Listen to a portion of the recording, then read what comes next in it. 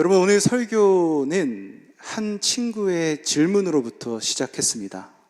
제가 사역을 처음 시작했을 때 중등부를 담당했습니다. 중등부 아이들과 오늘 이 본문으로 똑같이 함께 설교했는데요, 이렇게 말씀을 전했습니다. 얘들아, 우리는 하나님의 소유야. 우리는 제사장 나라야. 우리는 거룩한 백성이야. 그러니까 우리가 이걸 잘 기억하고 이렇게 잘 살아가자라고 말씀을 나눴습니다. 그런데 예배를 마치고 한 친구가 저를 찾아왔어요. 좀 못마땅한 표정을 하고 대뜸 저에게 질문하는 겁니다. 하나님께서 우리를 소유 삼으셨으면 우리가 하나님의 소유물인가요? 그게 좋은 건가요? 제가 아무리 생각해도 별로인 것 같은데요? 라고 말하더라고요. 이 시건방진 친구의 질문을 들으면서 당시에는 다소 당황했지만 곰곰이 생각을 해보니까요, 이 친구가 질문한 의도가 일리가 있다 생각이 들었습니다. 그도 그럴 것이, 소유라고 하는 단어의 뜻이 무엇입니까? 소유는 무엇인가에 대한 지배권을 전면적으로 갖고 있는 겁니다. 쉽게 말하면 내가 물건을 하나 갖고 있는데요, 이 물건을 내 마음대로 사용할 수 있다, 내가 그런 권한이 있다 라고 하면 내가 이것을 소유한다라고 표현할 수 있다는 거죠. 그런데 여러분, 이 단어를 물건이 아니라 사람에게 쓰면 어떻게 되겠습니까? 한 인격체를 소유한다는 것은 그 의미가 굉장히 거칠어집니다. 그렇잖아요. 그 사람의 인생을 내가 좌지우지할 수 있다는 지배권이 있는 것처럼 여겨지기 때문입니다. 내가 그 사람의 인생을 지배하고 있다라는 의미가 되어버리기 때문에 이 소유라는 단어는 굉장히 사람한테 쓰면 강하게 느껴져요. 내가 내 마음대로 살 수 없고요, 내가 내 인생을 내 계획대로 꾸려나갈 수 없는 것, 내가 어떤 사람에게 속해져 있어서 그 사람으로 인해 살아가야 한다. 그 인생이 얼마나 불행합니까? 저에게 찾아와서 질문했던 이 학생은 아마도 이러한 의미를 가지고 저에게 질문했던 것 같아요. 하나님이 우리를 지배하신다? 하나님의 우리 인생의 지배권을 갖고 계신다? 이게 과연 좋은 걸까? 라고 생각했던 거죠. 여러분, 오늘 이 말씀은 과연 어떠한 의미를 가지고 있을까요? 진짜 이 학생이 질문했던 것처럼 이러한 뜻을 품고 있을까요? 오늘 우리가 읽은 본문은요, 구약 성경에 있어서 굉장히 중요한 지점을 차지합니다. 출애굽기는 두 개의 축으로 이루어져 있어요. 1장부터 18장까지는 애굽 탈출 이야기가 한 축을 이루고요, 19장부터 40장까지는 시내산 언약 사건이 한 축을 이루고 있습니다. 이 두 개의 축이 출애굽기를 구성하고 있어요. 그런데 이 시내산 언약이 이스라엘 백성들에게 역사적으로 굉장히 중요한 포인트가 됩니다. 그들의 인생이 변화되었기 때문이에요. 특히 19장부터 24장까지는 이 시내산 언약을 체결하는 장면을 실제적으로 보여줍니다. 그러니까 우리가 읽은 19장은요, 하나님과 백성이 언약을 맺는 시작점이면서 이스라엘의 역사가 변곡점을 맞이하는 시점이다라고 볼 수 있는 거죠. 굉장히 중요한 지점이다라고 우리가 생각할 수 있습니다. 자, 그렇다면 여러분, 언약을 맺었다는 것은 무슨 뜻이겠습니까? 출애굽기 19장 5절의 말씀을 함께 한번 읽어보겠습니다. 세계가 다 내게 속하였나니 너희가 내 말을 잘 듣고 내 언약을 지키면 너희는 모든 민족 중에서 내 소유가 되겠고. 여러분, 언약이라고 한 것은 하나님께서 백성들과 맺으신 약속이에요. 그리고 이 약속은 약속을 이루기 위한 조건이 필요하고요. 이 조건을 잘 지켰을 때 받게 되는 혜택이 있습니다. 언약이 있고요. 언약에는 조건과 혜택이 있어요. 그럼 먼저 조건을 살펴보시죠. 그게 무엇이겠습니까? 5절 말씀 보시면 너희가 내 말을 잘 듣고 내 언약을 지키면이라고 합니다. 여러분, 이게 언약 관계가 되는 조건이에요. 잘 지키라는 겁니다. 무엇을요? 출애굽기 20장을 보면 10계명이 나와요. 그리고 그 뒤로는 10계명을 더욱더 구체화한 52개의 세부 규정이 나옵니다. 그러니까 하나님께서는 백성들에게 이 규정들을 잘 지키라고 명령하는 거예요. 이게 조건이었습니다. 이 조건들을 잘 지키면 언약 관계가 되고요. 그러면 백성들은 혜택을 누립니다. 그 혜택은 무엇이었습니까? 6절까지의 말씀을 우리가 함께 이어서 보시죠. 너희가 내게 대하여 제사장 나라가 되며 거룩한 백성이 되리라. 너는 이 말을 이스라엘 자손에게 전할지니라. 엄청난 혜택이 주어집니다. 이 조건만 잘 지키면요, 하나님께서는 백성들을 소유로 삼아주시고 제사장 나라로 세워주시고 거룩한 백성으로 삼아주시겠대요. 이게 얼마나 놀라운 혜택입니까? 신학적으로 보면 하나님이 이 백성들을 선택하셔서 이 백성들을 통해 하나님 자신을 드러내겠다는 거고요. 또한 그들을 구별된 자로서 아주 특별하게 만들어주시겠다는 의미거든요. 쉽게 이야기하면 이 언약의 혜택들은 이스라엘 백성들이 특별한 존재가 되었다는 것을 알려줍니다. 25장에 이렇게 하나님이 말씀하시죠. 25장 8절 말씀입니다.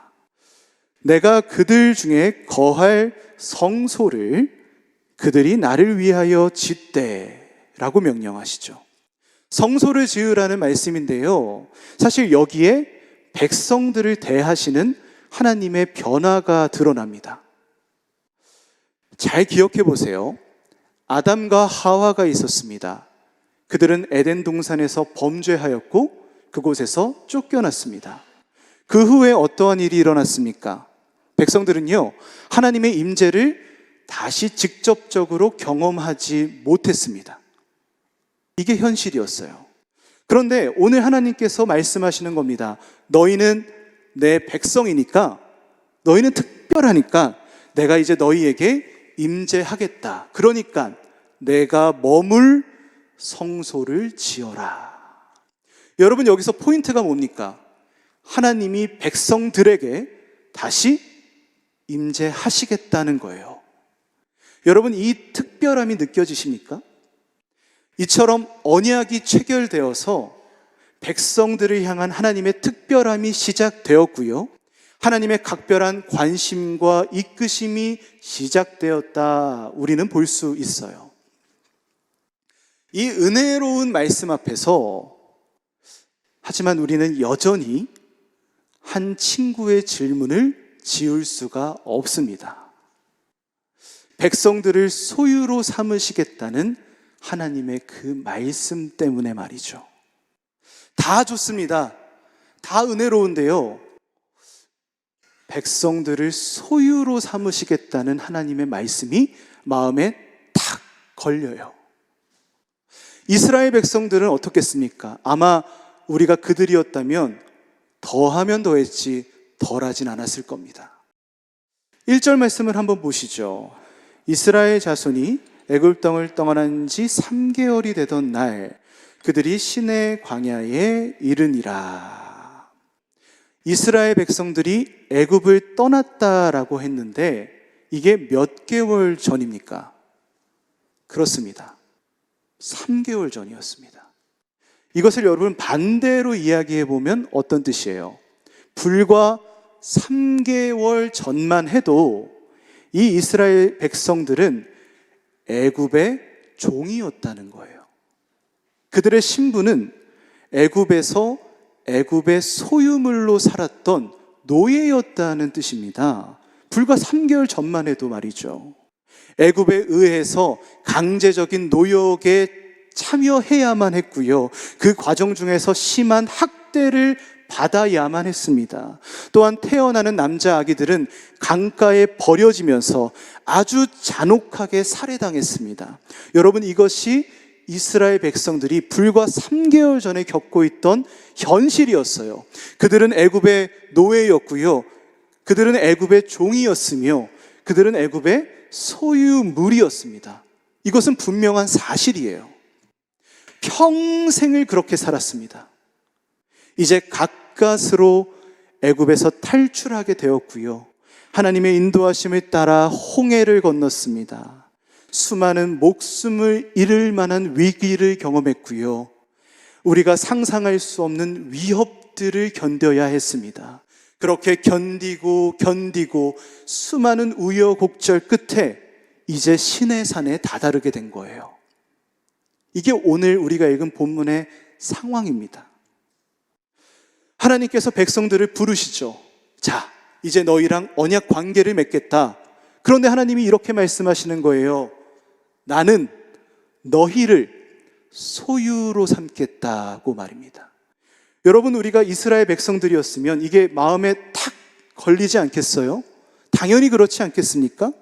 지금까지 나는 평생토록 애굽의 종으로 살았는데, 노예로 살았는데, 소유물로 살았는데, 구속되어 살았는데, 이제 나는 또다시 구속된 자가 되어야 하는가?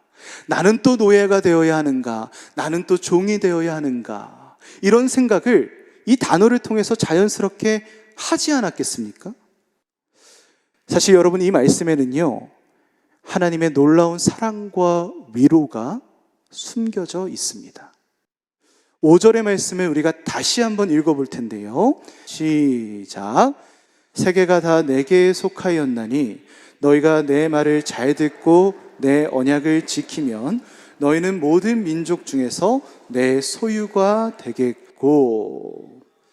여러분, 여기서 사용된 소유라는 단어는 히브리어 원어를 보면 세굴라라는 단어를 사용하고 있습니다. 세굴라는 개인 재산이나 단순한 물적 재산을 의미하는 단어가 아니에요. 아주 개인적이고 아주 소중하며 아주 귀중하게 간직되고 있는 사유적 재산을 뜻합니다. 그러니까 쉽게 말하면요, 보화, 보물, 귀중품이라고 번역하는 게 훨씬 더 원어적인 의미라는 거예요. 그러니까 지금 하나님께서 이스라엘 백성에게 너희는 내 소유물이다, 내 재산이다, 내 자산이다 라고 말씀하시는 게 아니라 너희는 나의 보화다, 너희는 나의 보물이란다, 너희는 나의 가장 귀한 존재란다 라고 말씀하시는 거죠. 완전히 뉘앙스가 바뀌지 않습니까? 온갖 우여곡절을 겪고 죽음의 위협을 이겨와서 심신이 지칠 대로 지친 이 이스라엘 백성에게 너는 나의 보화란다 라고 말씀하시는 이 하나님의 음성이 얼마나 따뜻하게 들립니까? 그들을 위로하시고 사랑하시는 하나님의 마음을 느낄 수 있지 않습니까? 그들을 그 큰 품으로 안아주시는 하나님의 마음을 우리가 발견할 수 있죠. 그리고 여러분, 사실 우리는 여기서 이것보다 훨씬 더 중요하고 핵심적인 의미를 발견해 볼 수 있습니다. 여러분, 이들의 신분이 어떤 신분이었습니까? 불과 3개월 전만 해도 종이었고 노예였습니다. 그들은 가장 낮고 천한, 가장 가치 없다고 여겨지는 존재들로 살아왔습니다. 모두가 그렇게 여기고 생각하는 존재가 바로 이스라엘 백성들이었어요. 그런데 하나님께서 이들을 선택하십니다. 그리고 그들을 들어 구원해 주십니다. 그리고 이들과 함께 언약 관계를 맺으시고요, 그들을 나의 보화라고 칭해 주셨어요. 모두가 무시하고 가치 없다라고 여겼던 애굽의 노예로 살았던 이들의 존재가 이제는 가장 아름답고 가장 찬란한 존재로 바뀌었다는 겁니다. 여러분, 이게 가장 중요한 핵심이지 않습니까? 백성들의 존재가 변화되었습니다. 오늘 세굴라라고 부르시는 하나님의 음성은 단순히 사랑과 위로를 채워주시는 말씀일 뿐만 아니라 가장 낮은 자를 선택하셔서 가장 귀한 자로 바꿔주시는 180도의 역전의 역사가 일어나게 된 겁니다. 여러분, 놀랍지 않으십니까? 그들의 존재가 바뀌었습니다. 그리고 우리는 이것을 은혜라고 부릅니다. 여러분, 오늘 이 말씀이 우리에게 어떠한 의미가 되겠습니까? 저는 이 언약 과정을 보면서 예수님의 십자가 모형을 발견합니다. 사도 베드로는 베드로전서 2장 9절 이 하나님의 언약 말씀을 그대로 인용합니다. 말씀을 한번 읽어보겠습니다. 베드로전서 2장 9절입니다.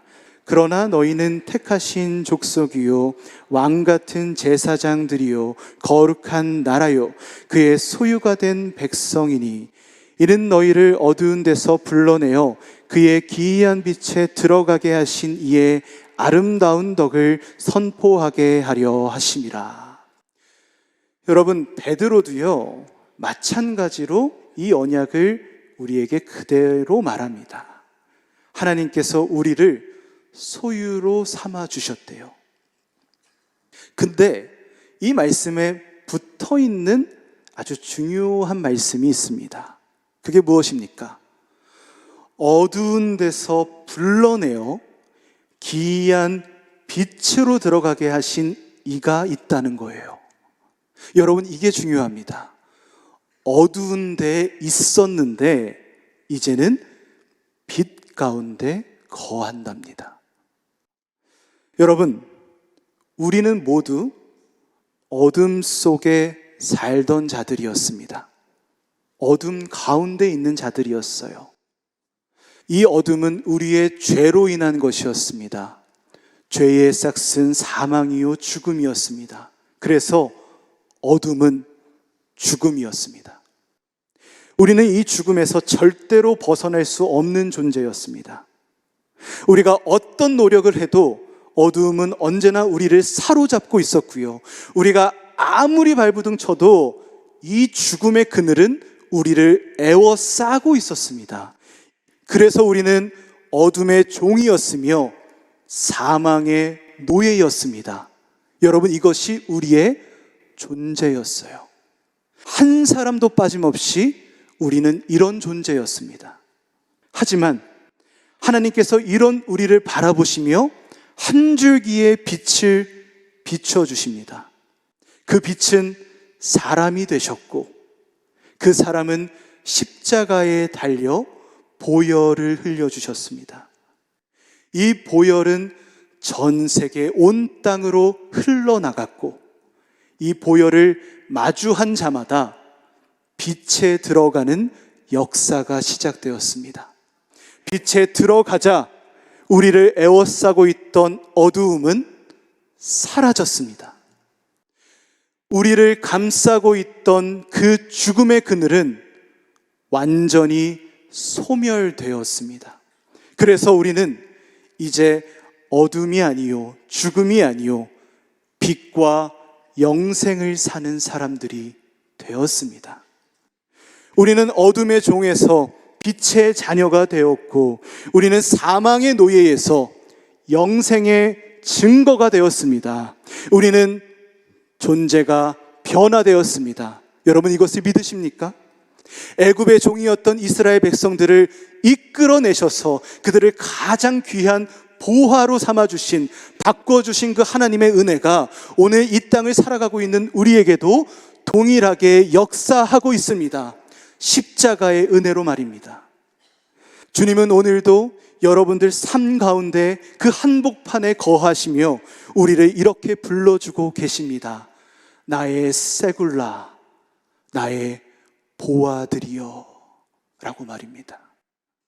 여러분은 이제 빛의 자녀가 되었고 영생의 증거가 되셨습니다.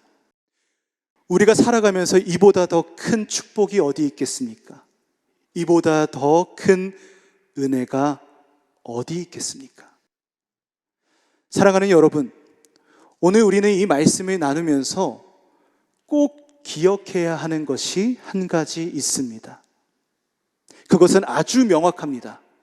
바로 우리가 변화되었음을 잊지 않는 겁니다. 그런데 우리는 참 연약하죠. 참 부족합니다. 그래서 우리는 자꾸만 어두움 가운데로 돌아가려고 합니다. 나의 삶 가운데 자그마한 자극이 오면 나는 다시 죄와 사망의 때였던 그 시절로 돌아가려고 합니다. 그런 우리의 습성과 발걸음을 발견할 수 있지 않습니까? 이스라엘 백성들도 마찬가지였습니다. 그토록 노예로 살고 있던 애굽에서 하나님이 구원해 주셨는데 자그마한 어려움이 찾아오자 그들은 다시 그 애굽의 때를 그리워합니다. 여러분, 이것은 이스라엘 백성들만의 모습이 아니라 사실은 우리의 모습이고 우리의 습성입니다. 먹는 것을 걱정하던 때로, 죽음을 걱정하던 때로, 미래를 걱정하던 때로, 가정을 걱정하던 때로, 경제적 문제와 자녀의 문제, 부모의 문제, 모든 관계의 문제를 걱정하던 그 애굽에 종살이 하던 때로 우리는 자꾸만 돌아가려고 해요. 여러분, 우리는 이때마다 늘 기억해야 하는 것이 있습니다. 그것은 바로 하나님께서 우리를 세굴라, 나의 보화라고 이미 불러주신 은혜입니다. 여러분의 존재는 바뀌었습니다. 여러분은 이제 빛이요 영생의 증거가 되셨습니다. 여러분들은 이미 그 존재가 변화되었습니다. 그렇기에 여러분이 있어야 할 곳은 변화된 이 자리이지 우리가 있던 어둠의 때가 아닙니다. 죄와 사망의 자리가 아닙니다. 애굽에 종살이하던 그 시절이 아닙니다. 거기서부터 우리는 벗어나야만 합니다. 우리가 이 믿음이 있다면, 변화되었다는 그 확신이 있다면 이제 우리를 흔들던 문제는 더 이상 문제가 아니게 됩니다. 우리의 삶 가운데 우리를 찌르고 괴롭히고 고통스럽게 했던 그 모든 것들은 더 이상 나의 삶을 흔들지 못합니다. 왜요? 우리가 변화된 이 자리에, 영생의 자리에 있기 때문입니다. 사랑하는 여러분, 한 친구가 저에게 질문했었습니다. 하나님의 소유가 된 것이 좋은 건가요? 여러분, 그렇습니다. 하나님의 소유가 된 것은 좋은 겁니다. 세상 그 무엇과도 바꿀 수 없을 만큼 가장 귀한 일입니다.